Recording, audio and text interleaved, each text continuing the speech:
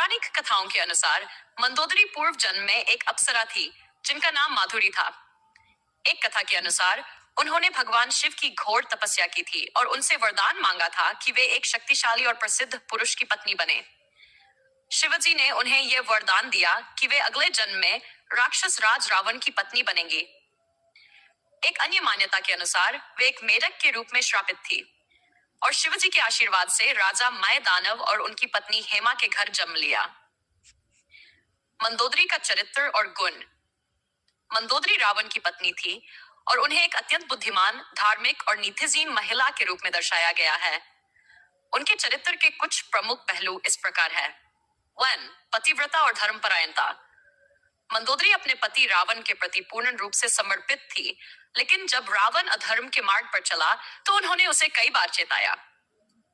D. नीति और न्यायप्रियता। माता सीता हरण किया तो मंदोदरी ने उसे समझाया कि वह श्री राम से शत्रुता न करे और सीता को सम्मान पूर्वक लौटा दे।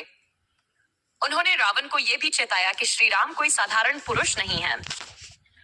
शक्ति और सहनशीलता।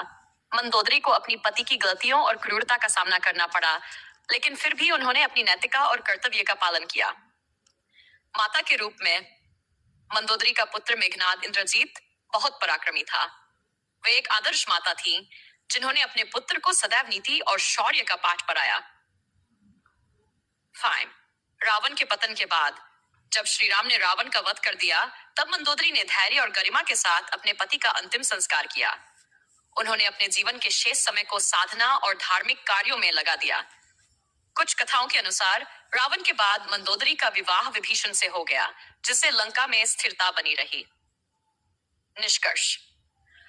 मंदोदरी सिर्फ एक महान रानी ही नहीं, बल्कि एक आदर्श स्त्री भी थी। उनका चरित्र यह दर्शाता है कि सतीत्व, धर्म और नीति के मार्ग पर चलने वाली स्त्रियां महानता की मिसाल बन सकती हैं।